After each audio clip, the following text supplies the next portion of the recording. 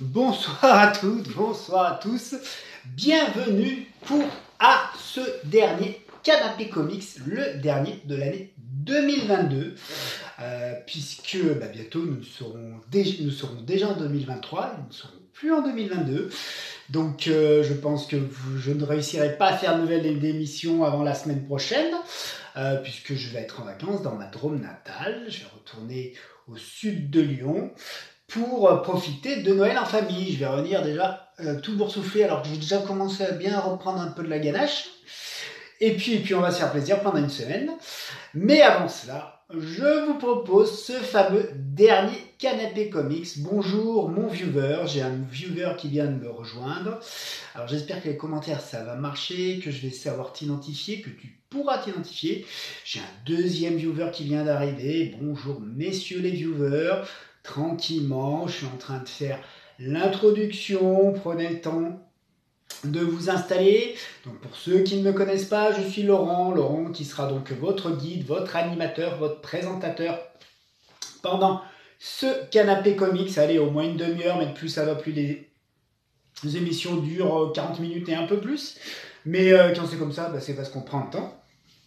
Et parfois, on a même des échanges et des interactions entre les viewers et moi-même.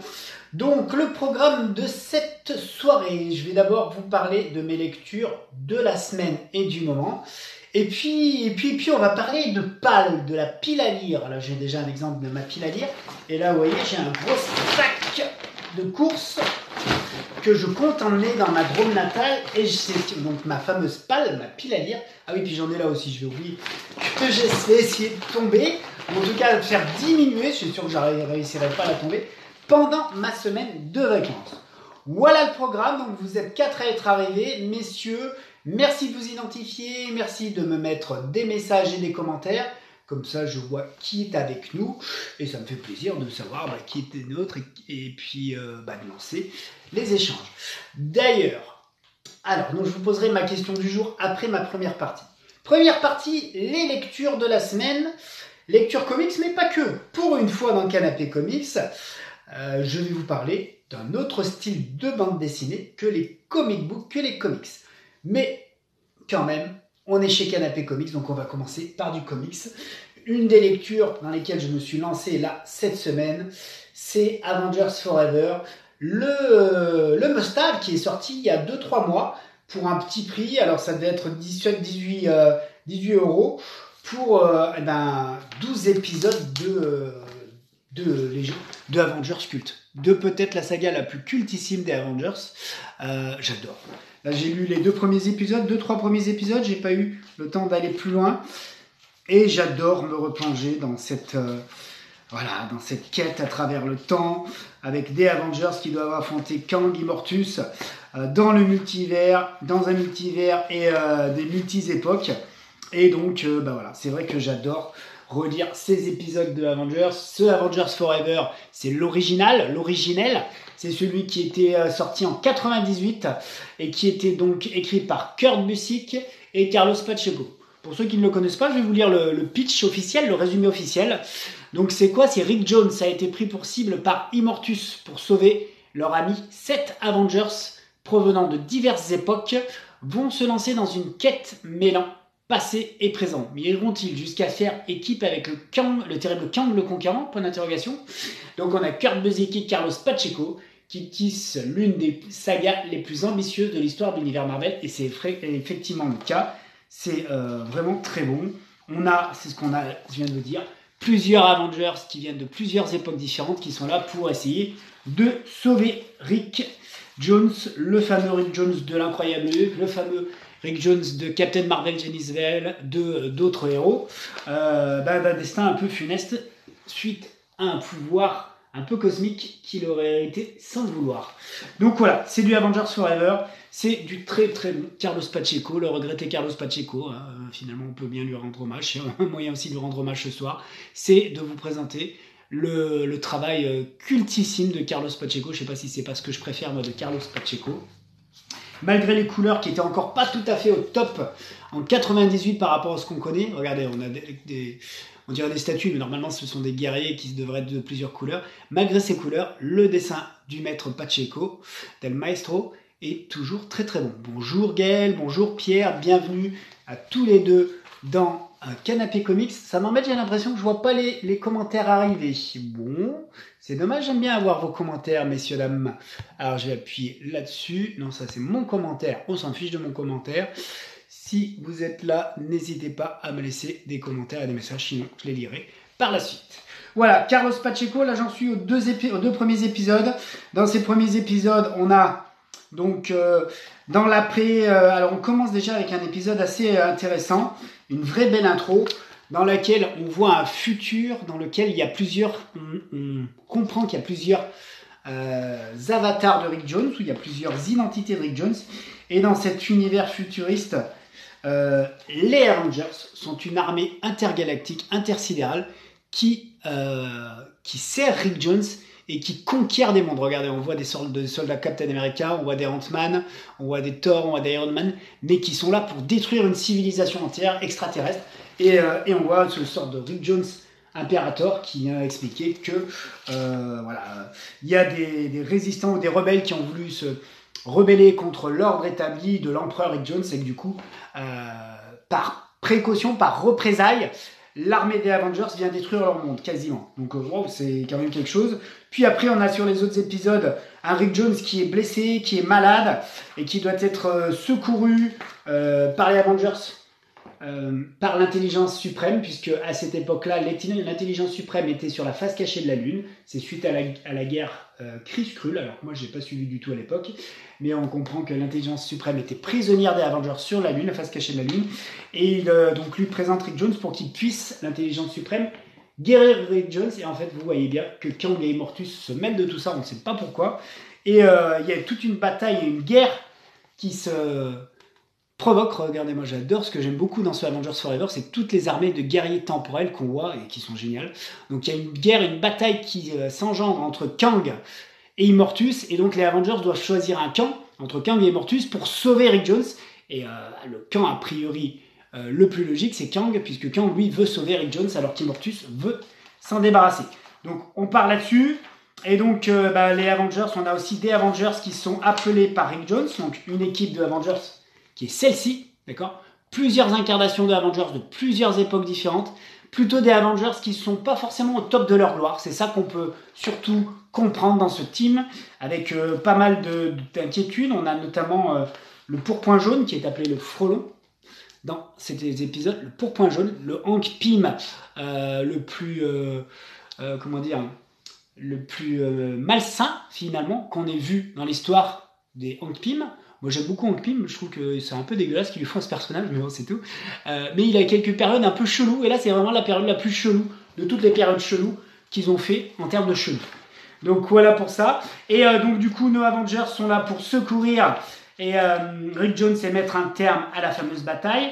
Et puis à la fin de tout ça, ils sont obligés de trouver un refuge, puisque Immortus, avec son pouvoir sur le temps et sur les dimensions, peut retrouver les Avengers n'importe où. Quasiment n'importe où, sauf dans un seul endroit où ils vont essayer de se rendre pour justement échapper à l'emprise d'Immortus. Mais le souci, c'est qu'en fait, ils sont en train d'aller dans un monde, le monde de Kang, qui est complètement envahi et en train d'être détruit et anéanti par Immortus. En fait, ils se jettent dans la gueule du loup. Voilà sur les 2 premiers épisodes que j'ai pu en lire. Je vous avoue que j'ai hâte de lire la suite. Vraiment, je peux vous montrer quelques dessins, je vais me re-spoiler. Bon, je l'ai déjà lu, donc normalement je vais pas me spoiler. Mais voilà, c'est ça qui m'attend pendant les vacances, et ça me fait kiffer d'avance. Voilà, donc c'était 2 épisodes, j'ai commencé à me lancer et j'en suis super content. Première lecture, deuxième lecture où j'ai bien avancé. Merci François Maillet, mon copain, qui m'a offert ce cadeau via la boutique Astro City. Merci François. Ce bouquin, c'est Conan, la tour de l'éléphant. C'est une nouvelle illustrée. C'est pas une bande dessinée, c'est une vraie belle nouvelle illustrée, mais c'est du géantissime. Je sais même pas si ça rentre dans mon... Oui, ça rentre dans mon écran. Regardez-moi. Au dessin, c'est Valentin Séché, si je dis pas de bêtises. C'est ça? C'est Valentin son prénom? Je le cherche. Oui, Valentin Séché. Et bien sûr, l'auteur, c'était Robert E. Howard, l'auteur original des nouvelles de Conan, puisqu'apparemment, c'est bien une des nouvelles de Conan qui est adaptée, celle de la Tour de l'éléphant. Et regardez-moi ce Conan puissant, c'est tout ce qu'on aime dans Conan. C'est le Conan qu'on avait pu voir dans le film Conan le Barbare, le Conan voleur qui est là en mission pour essayer de s'emparer d'un trésor, bien sûr. Il y a une menace derrière ce trésor, derrière cette tour. Hein. Ce sorcier qu'on dit immortel, ce sorcier qu'on dit maléfique, ce sorcier qu'on dit plus puissant que le roi de la contrée dans laquelle se passent ses aventures. Et puis notre Conan, bien sûr, attiré par l'appât du gain, il tente quand même d'aller faire le casse du siècle, le casse du millénaire, pour essayer de trouver le trésor secret, le trésor caché de cette fameuse tour de l'éléphant. Donc là, j'ai avancé, j'en suis à la moitié du bouquin. C'est un régal, c'est tout simplement un régal. Quand je le lis, je crois que j'ai dans ma tête la bande originale du film Conan qui tourne dans ma tête, je vous assure. La scène de bataille, à la fin, avec le pam pam tam tam tam tam tam tam. Je crois que j'ai ça dans ma tête quand je le lis. Un truc de fou. Et donc forcément, notre Conan, il lui arrive plein d'aventures et de mésaventures. Voilà, c'est génial, c'est géant, c'est super beau, c'est sublime. Et c'est le très très beau cadeau que mon grand copain François Maillet m'a offert. François Maillet, épouse-moi. Voilà. Donc du coup, j'avance, j'en suis à la moitié. Là, mon Conan est enfin rentré dans la tour, mais je ne vais pas vous montrer la suite, je ne vais pas vous laisser. Je vous en reparlerai du coup, c'est ça qui est bien. Quand j'aurai fini de lire le bouquin, ce fameux Conan et la tour d'éléphant. Voilà, troisième lecture, c'était un de mes cadeaux de Noël que je me suis fait offrir pour Noël ou mon anniversaire, celui-là, puisque je suis né le 20 décembre. Pour mon ami, j'ai déjà eu. Messieurs les viewers, n'hésitez pas à me laisser des commentaires. Je crois qu'ils n'apparaissent pas, ça m'énerve, je ne vois pas vos commentaires. Ça m'énerve, mais ça m'énerve. Mais je vais quand même faire avec. Ça, c'est Les Chevaliers du Zodiaque dans la Time Odyssey 1/5. C'est écrit par Jérôme Alquier, dessiné par Arnaud Delan, d'après l'œuvre, bien sûr, de Masami Kurumada. Et c'est génial. C'est superbe. C'est du Saint Seiya comme j'ai envie d'en lire. Moi, comme tout le monde, quand j'étais gamin, j'ai adoré Saint Seiya. Pour moi, Saint Seiya, c'était des super-héros japonais, tout simplement. Comme Dragon Ball Z, c'est des super-héros japonais. Ils ne voulaient pas le dire, mais si, c'est ça. D'ailleurs, Dragon Ball s'assume en tant que super-héros. En ce moment, toutes les séries de Dragon Ball qui sortent s'appellent Dragon Ball Super-Héros, Dragon Ball Super. C'est des super-héros japonais. Les Saint Seiya, c'est ce qu'il y avait de plus proche des super-héros japonais à l'époque, avec de grandes sagas, en plus avec tout le côté background mythologique des armures. Moi, quand j'étais gamin, comme tout le monde, j'étais fan de Saint Seiya. Le seul souci de Saint Seiya, c'est que c'est interminable. C'est interminable. Il y a moult sagas. Alors, les moult sagas qui finissent toutes de la même façon. Les chevaliers ils meurent, et puis il y a l'armure de Sagittaire qui vient les sauver, et puis Saori elle les ressuscite, et puis il tue le méchant. Bon, c'est tout. C'est tout, c'est comme ça. Donc ça, c'est exactement fait pour les mecs comme moi, qui ont beaucoup aimé Saint Seiya, mais qui n'ont pas le courage de lire toutes les sagas entières de manga ou de prendre des animes entiers. Parce que quand j'ai revu les DVD aussi de Saint Seiya, où il faut 3 épisodes pour un combat, il faut 2 épisodes pour traverser le salon de la maison du cancer. Waouh! J'avoue que pour moi, c'était difficile, j'avais du mal avec ça. Et là c'est top. Là, on a nos Chevaliers du Zodiaque dans une aventure inédite et officielle, si j'ai bien compris. Regardez-moi les dessins de ce monsieur Dolen. C'est sublime. C'est ce qu'on préfère, moi, c'est ce que je préfère. C'est du design de l'animé magnifié. C'est magnifié. Au début, on nous refait un peu les origines des Chevaliers du Zodiaque, les Chevaliers de bronze, de l'histoire et tout ça. En plus, cette histoire, elle s'inscrit à la fin du tournoi des Chevaliers de bronze et avant l'arrivée des Chevaliers d'argent, si j'ai bien compris. Et donc, dans cet entre-deux, donc on est bien avant les armures d'or et les maisons du Sagittaire, etc. Et dans cet entre-deux, il se passe une nouvelle chose, une nouvelle aventure. Et on a une sorte un nouvel ennemi inédit qui envoie ses troupes. On les voit là, c'est super guerrier, Drac, mais les Stigmas, je les trouve super badass. Et c'est c'est pas tout à fait un dieu de l'Olympe, mais c'est quand même vraiment en lien, le grand méchant est en lien avec la mythologie grecque et ce qu'on peut trouver d'habitude dans l'univers Saint Seiya, sauf qu'on l'avait jamais vu. Allez, pour vous aider un petit peu, ces guerriers, ce sont les 12 heures. Vous devriez reconnaître qui est le méchant, la divinité, le titan qui est derrière tout ça. Et donc du coup, ces guerriers, ils en veulent à Ikki, le phénix. D'accord ? En plus, il y a une révélation. En fait, on a donc ce fameux cette pseudo-divinité qui est missionnée par Zeus. En fait, c'est une divinité qui voudrait devenir un des dieux de l'Olympe, et elle est missionnée par Zeus pour que Iki soit tué, le phénix soit tué, parce qu'il y a une révélation, une prophétie sur le futur de Iki. Alors moi, je la connaissais pas du tout, cette prophétie. Je ne sais pas si c'est juste dans ce Time Odyssey ou si c'est avéré dans l'univers officiel de Saint Seiya que Iki va devenir une grande menace, on va dire ça comme ça, et destiné à devenir une grande menace. En tout cas, c'est la révélation qu'on a dans cet album, et donc c'est pour ça qu'il y a toute une troupe de guerriers divins, on va dire ça comme ça, toute une frange de guerriers divins qui veut faire la peau à Iki, et donc forcément Iki va être obligé de se défendre, vous imaginez bien, et c'est top, parce qu'on a Iki en pleine action, avec des personnages qu'on n'a jamais vus, des designs, et regardez-moi ces visuels de folie. Son armure, elle évolue, au début elle est toute orange, l'armure des phénix, et là on voit que dans ce contexte un petit peu particulier, son armure qui renaît de ses cendres, en plus elle s'imprègne de ce nouvel univers dans lequel elle évolue, et on a une version variante de l'armure du phénix. Je trouve ça génial. Franchement, ces quelques pages, elles sont géniales. Cet album-là, il est vraiment super. Une histoire complète, une aventure complète. Bien sûr, il y a des suites. Il faut savoir qu'il y a 5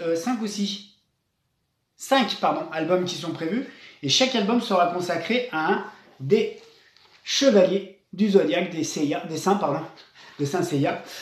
Et enfin, en toute fin, on a aussi des bonus avec les différents designs des armures, et en plus on a plusieurs armures. On a la première armure avant le tournoi et avant que les premières armures soient détruites, et on a aussi le design des deuxièmes générations d'armures qui ont été régénérées. On la voit là, l'armure, on a celle d'Iki aussi, et la nouvelle armure d'Iki qui est celle qui se recrée dans le nouvel univers que je vous disais. On a les designs des ennemis qui apparaissent dans c'est génial dans cet album. Les designs sont top, c'est vraiment du chevalier du Zodiaque en design visuellement au top du top, quoi. Moi je trouve ça superbe et sublime, et c'est un grand fun. Messieurs, je n'ai pas de commentaires. Comment se fait-ce? Vous n'êtes pas bavard ou c'est mes commentaires qui ne marchent pas? Je pense que c'est ma fonction commentaire qui ne marche pas ce soir. Voilà, vous verrez des ennemis bien sûr en lien avec la mythologie grecque. Ils sont tous super badass, ils sont tous super designés. On a notamment c'est les Parques ou les Nornes, je ne sais plus. C'est les moires, je vous dis une connerie. C'est les moires qui tissent les fils du destin dans la mythologie grecque. Ce sont les ennemis d'Iki qui doit affronter. Donc ça, je vous le conseille. C'est vraiment, moi, ce que j'aime beaucoup, c'est le Saint Seiya Ultime. Pour les gars comme moi qui ont suivi et connu l'animé. Moi, j'ai jamais lu les mangas. Je connais l'animé. J'ai des OAV de Saint Seiya. D'ailleurs, les OAV, ça me plaît parce qu'en 1 heure, j'ai une aventure entière. Moi, je ne me vois pas de reprendre toutes les sagas de Saint Seiya. Il y en a de pléthore et pléthore, même si elles ont l'air super. Hein. Hades, etc. Ça a vraiment l'air très bien. Ça, c'est pile poil pour moi.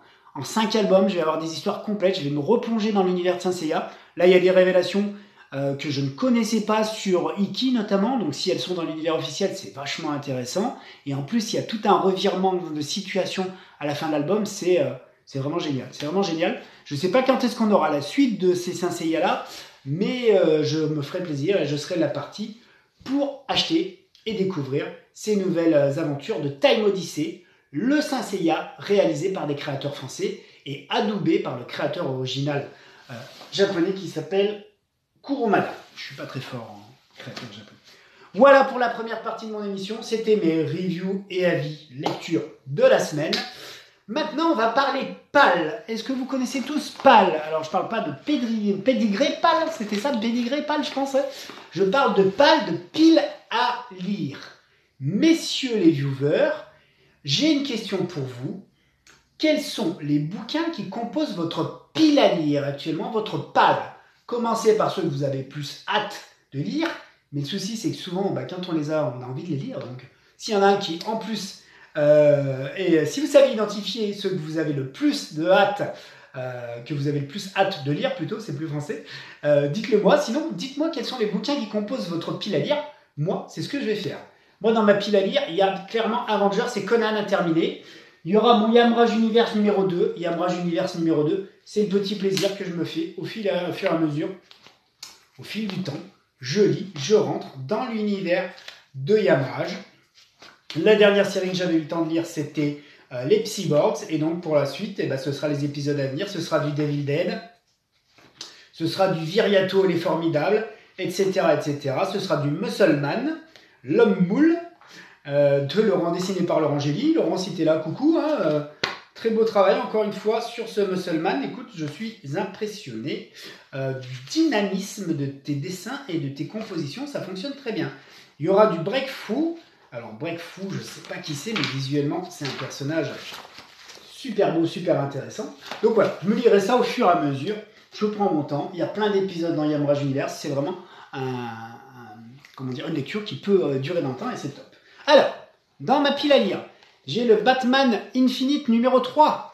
J'avais complètement loupé, oublié peut-être, que le Batman Infinite numéro 3 était sorti en novembre. Donc ça faisait un petit moment que je l'attendais, mais finalement, je n'avais pas vu qu'il était parti.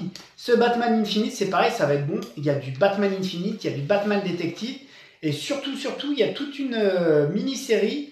La deuxième partie, c'est du Batman Superman. Alors ça me hype. En plus, regardez bien le logo de Superman. Je me demande si c'est pas le Superman du Golden Age. Et le Batman est un peu bizarre. Donc c'est peut-être tout simplement un Batman du Golden Age avec un Superman du Golden Age, excusez-moi, avec un Batman du multivers. Mais ça a l'air très très fun.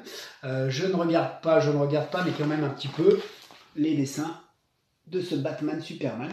Donc ça, c'est pareil, j'ai envie de le lire rapidement parce que le Batman Infinite numéro 4 arrive en janvier.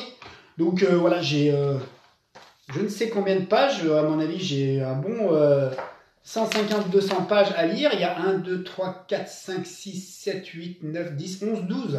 Donc 11 épisodes. 11 x 22, vous faites le calcul. Donc du coup, oui, effectivement, je crois que celui-là, il va pas falloir que je tarde trop avant de rentrer dedans.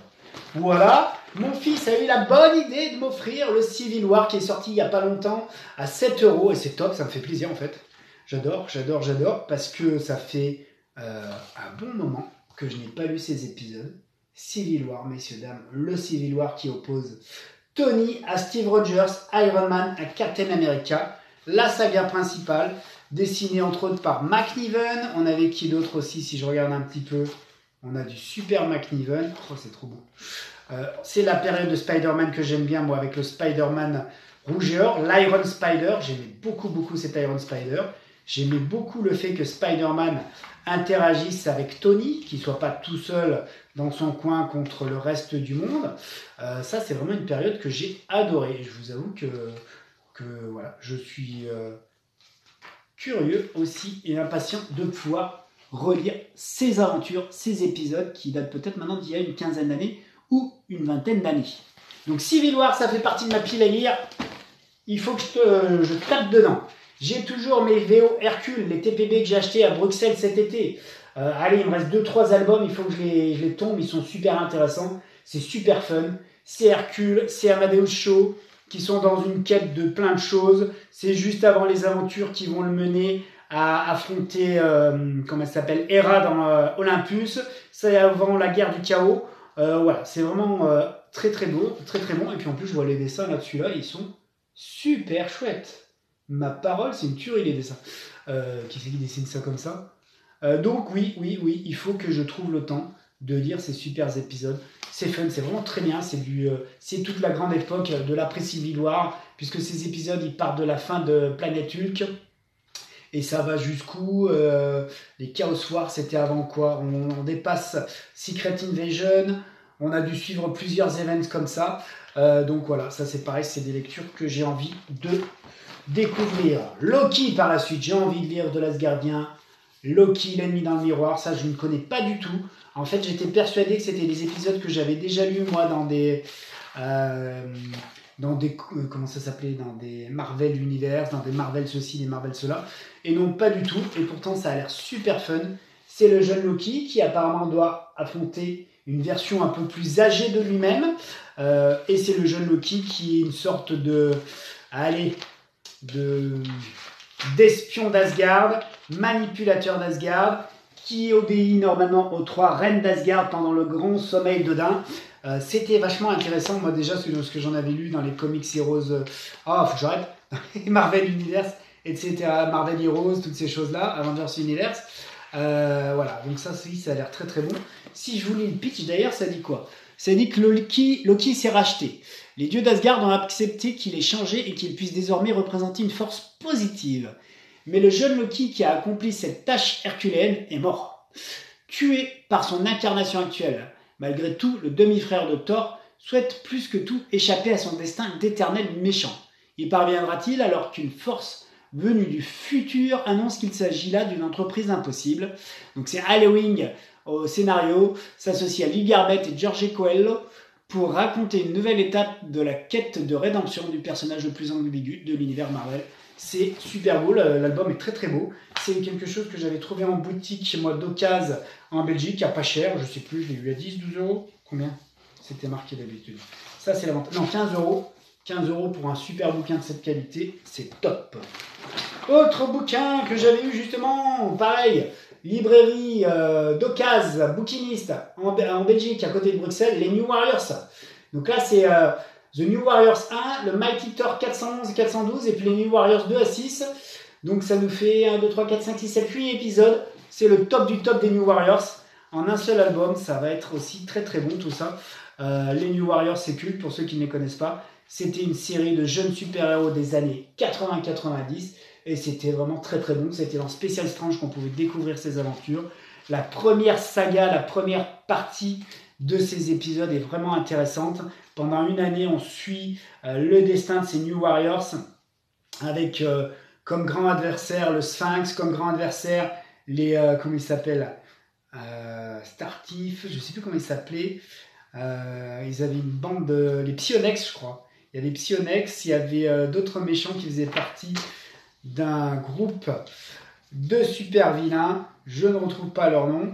Et puis à un moment, il y avait aussi toute une saga contre Night Thrasher et c'était vraiment très très bon. C'était des super épisodes, donc je suis très heureux de pouvoir relire ça prochainement. Il faut juste que je trouve le temps de lire ça. Ok. Dans ma liste encore à lire, Marvel, le tournoi des champions. En fait, j'ai déjà pas mal de ces épisodes, mais en tombant sur cette édition, je me suis rendu compte que je ne devais pas avoir la fin, l'intégralité de tout ce qui s'est fait dans Marvel, le tournoi des champions. J'aime beaucoup cette équipe de super-héros, second couteau du multivers, qui doivent affronter Maestro et puis d'autres grandes puissances de Marvel. De l'univers Marvel qui sont derrière les tournois des champions. Donc en général, le tournoi des champions, c'est le gardien et son frère, etc. qui se lient une guerre multiverselle par super-héros interposés. Donc c'est deux doyens de l'univers, c'est le collectionneur et le grand maître, pardon. Pas le gardien, le grand maître et le collectionneur, qui décident de s'affronter au travers d'une compétition menée par des super-héros issus de diverses réalités. Pour le représenter, le collectionneur a sélectionné Maestro, dans l'équipe duquel on retrouve Gamora, Outlaw, Iron Man, mais aussi la super-héros française Guillotine. Oui, on a une super-héroïne française, il n'y en a pas beaucoup. Guillotine qui est vraiment sympa, assez badass. Est-ce que je vais vous trouver une belle image de Guillotine dans toute sa splendeur? Une belle image badass de Guillotine. On peut trouver Guillotine en rouge. Vous la voyez avec sa grande épée. Elle s'appelle Guillotine. Elle est assez chouette. Et c'est vraiment une héroïne sympa. Française, etc., etc. On l'a vu dans plusieurs épisodes, on l'a vu dans quelques Avengers Universe et surtout c'est un personnage à part entière de ce tournoi des champions. C'est un des personnages principaux de ce tournoi des champions. Un petit air chaperon rouge avec une épée surpuissante. C'est Guillotine, la super-héroïne française de Marvel. La couverture est pas terrible par rapport à les couvertures et sont moins bien finalement que ce qu'on trouve dans le bouquin. Moi je trouve que l'art des dessinateurs réguliers est plus intéressant que la couverture. Et il me reste encore des trucs dans ma pile à lire. Once and Future tome 4. Ça c'est bon, ça c'est Once and Future. Pour ceux qui ne le savent pas, c'est Kieron Gillen et Dan Mora qui revisitent les mythes du roi Arthur avec un côté chasseur de monstres, chasseur de vampires, chasseur de légendes. Une famille qui est empêtrée dans les secrets des légendes du roi Arthur, qui sont des chasseurs de légendes et de chasseurs de monstres, pour protéger le Royaume-Uni de plein de menaces. Je suis en train de me spoiler tout seul, il faut pas que je regarde. Et ces menaces, parmi ces menaces la plus importante, c'est le roi Arthur et toute sa clique de chevaliers du table ronde, puisque le roi Arthur du Moyen-Âge et du médiéval était quelqu'un d'assez arrêté sur ses idées, qui voulait une certaine suprématie de la Grande-Bretagne, etc., etc. Donc qui revient par le biais de légendes qui sont qui sont ramenées à la vie par une autre frange de la même famille. On a une famille chasseur de monstres, chasseur de légendes, mais on a une autre frange de cette famille qui veut qui veut atteindre le pouvoir par ces rites un peu magico-maléfiques, on va dire ça comme ça. Et donc on a vraiment l'univers du roi Arthur qui, a priori, à la fin du 3e tome, s'ouvrait sur notre monde, et donc notre monde était transformé, pour moi, en sorte de monde médiéval. Donc on va voir ce qui nous attend dans ce 4e tome. Ça a l'air vraiment d'être trop bon. D'ailleurs, je peux vous lire le résumé. La Grande-Bretagne a été entraînée dans l'outre-monde, donc c'est ça. Et les choses semblent ne pas pouvoir empirer. C'est alors qu'un roi rival décide d'affronter Arthur. Oh, trop bien, c'est qui ça? Plongeant le pays dans la guerre civile. De leur côté, Bridget, Duncan et Rose, ce sont les héros, les principaux héros, voyagent à travers le pays pour tenter de leur échapper tout en essayant désespérément de trouver un moyen de sauver la Grande-Bretagne. Ça m'a l'air du tout ça. Ouais, c'est vraiment une bonne surprise. Les 2 premiers tomes avaient un petit peu du mal à décoller, mais à partir du 3e tome, même du 2e tome, je trouve que c'était déjà plus intéressant.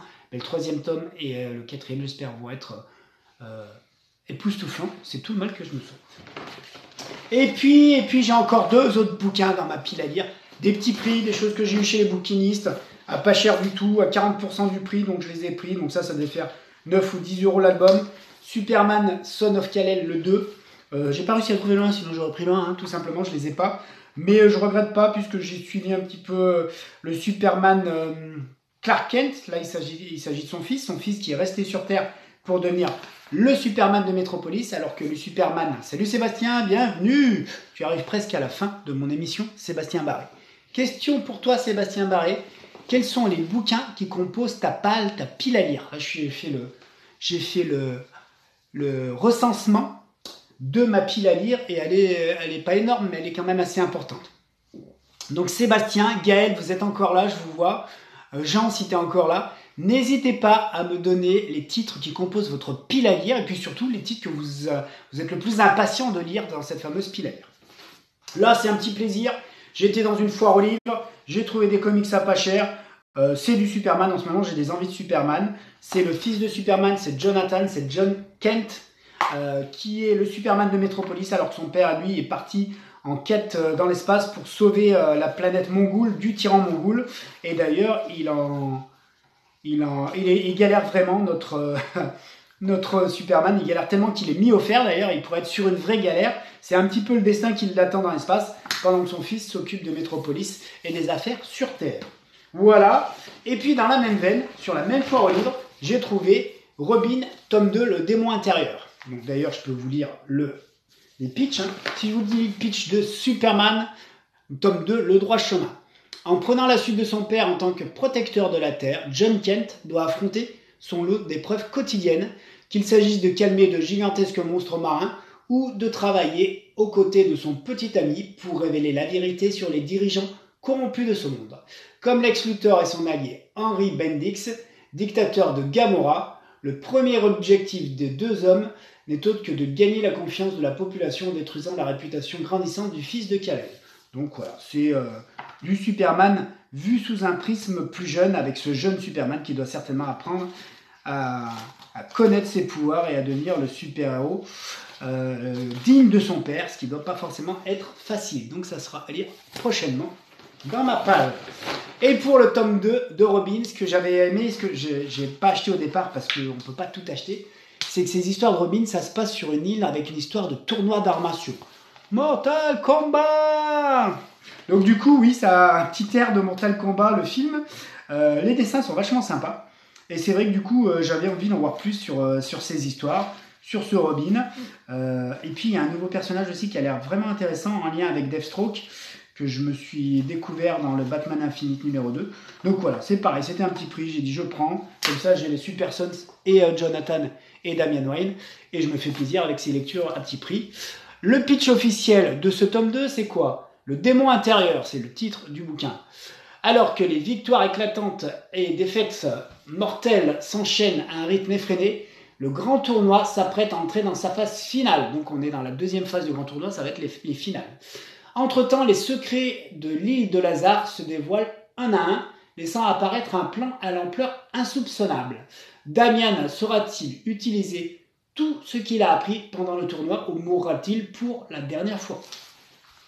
Donc voilà, ça va être plutôt pas mal. C'est un Robin engagé dans un super tournoi des arts martiaux.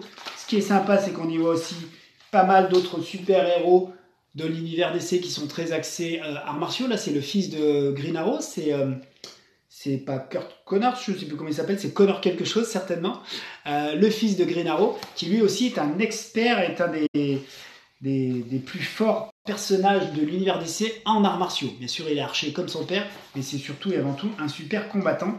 C'est ça qui fait sa force. Mais c'est aussi le cas de Damian Wayne, le fils de Bruce Wayne, le petit-fils de Ra's al Ghul et le fils de Talia al Ghul, qui n'était rien d'autre que les leaders de la Ligue des Ombres, la Ligue des Assassins des Ombres. Donc voilà, autant vous dire que le programme risque d'être bien chargé pour ce tournoi des arts martiaux qui est composé de héros, mais pas que. Il y a aussi des jeunes super vilains, c'est plutôt des personnages assez jeunes qui s'affrontent. On y voit d'ailleurs la fille de Deathstroke, que vous reconnaissez peut-être, je crois que c'est Ravager, son nom officiel, je voudrais pas dire de bêtises. Voilà, donc du coup ce sera une lecture à venir prochainement. Ça va être du bon ça. Ça va être du bon tout ça. Voilà, ça y est, cette fois j'ai fini ma pile à lire. Donc, je les remets dans mon sac parce que demain je pars prendre ma voiture, 8 heures de route.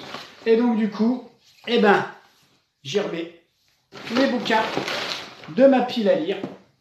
Je sais pas si je vais tout emporter quand même. Oh, celui-là il est abîmé, c'est dommage. Hop. Messieurs, je n'ai pas vu Yann. Bonjour, bienvenue Yann.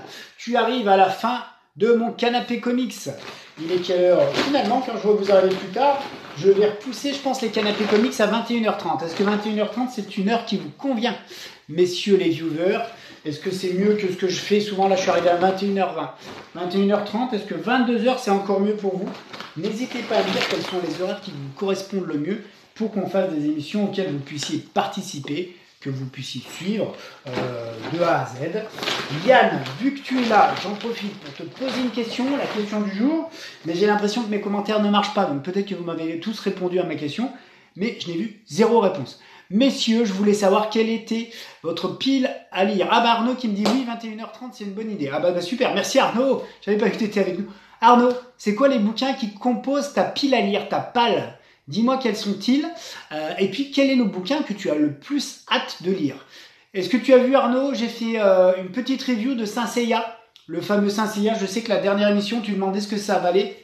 Je le trouve super, moi. En un album, on se replonge dans les Chevaliers du Zodiaque sans avoir toutes les longueurs qu'on peut avoir, soit dans les mangas, soit dans les animés. C'est les super designs, les super visuels qui ressemblent plus au top du top de ce qu'on a vu dans les dessins animés. C'est un nouvel ennemi, c'est une nouvelle aventure, c'est une aventure complète, et apparemment c'est une aventure officielle. Moi je trouve que c'est parfait. Moi, en tout cas pour moi qui suis, comme tout le monde, un fan de Saint Seiya, qui avait vu les épisodes de Saint Seiya quand j'étais gosse, j'ai laissé des coms depuis le début. Ah ouais, mais je vois pas vos coms, tes coms ils m'arrivent que maintenant Arnaud. Je sais pas ce qui s'est passé dans mes commentaires. Les seuls commentaires que que je vois maintenant, c'est les tiens. Bon, bah du coup, je reverrai en replay si je les vois apparaître, ces commentaires. Donc, si tu as lu tout ça, moi, je te conseille, je sais que tu te posais la question. Franchement, c'est parfait pour toi, pour moi. Tu tapes pas des tomes et des tomes de continuité de Saint Seiya. C'est avant les armures d'or, c'est avant la saga des armures d'or. C'est parfait. Moi, en plus, ils nous promettent un album à chaque fois consacré à un chevalier en particulier. Là, c'est Ikki. En plus, c'est sympa de ne pas commencer forcément par Seiya. Donc voilà, j'attends la suite avec impatience. Voilà, messieurs, je vous laisse, je vous abandonne. Donc ça veut dire que je vais devoir me revisionner toute mon émission pour voir les commentaires que vous m'avez laissés certainement, qui ne se sont pas affichés. J'en suis désolé, c'est dommage. Là, je vois maintenant Arnaud qui arrive à me répondre. Il me dit qu'il est un spécialiste de Saint Seiya. Il va l'acheter pour sa collection. Bah oui, je pense que tu auras raison. Et tu me donneras ton avis sur visuellement ou sur l'histoire. Une chose, Arnaud, il y a une grosse révélation concernant Ikki. Tu la verras et tu la découvriras quand tu liras le bouquin. On en reparlera. Je te demande juste de me dire si ça fait partie de choses qu'on avait déjà vues dans Saint Seiya, de l'univers de Saint Seiya, un destin un petit peu particulier qui attend Ikki et qui est évoqué dans cet album. Et je trouve ça vachement bien. Ça ajoute beaucoup d'enjeux à cet album. Donc c'était vraiment un grand fun pour moi de lire ces aventures. Bien sûr, ça se lit trop vite. Bien sûr, il va certainement falloir attendre septembre prochain avant de lire le bouquin. Mais bon, on patientera. Et puis voilà, une petite dose de Saint Seiya une fois par an avec du très bon album de qualité. c'est aussi une bonne nouvelle. Voilà, je vous abandonne. Je vous souhaite de bonnes fêtes de fin d'année. On y est. J'espère que vous allez faire la fête ou que vous allez profiter de bons moments en famille ou même si vous êtes tout seul, de bons moments en comics. Profitez de ce bon temps pour lire des comics. Moi, vous avez vu, j'en ai des tonnes. Et donc, du coup, je vais essayer de faire ça. Moi, profiter de ma famille, peut-être faire un peu la fête et lire des très très bons comics. Voilà, je vous dis à l'année prochaine. Et puis, comme d'habitude, à tantôt et lisez des comics.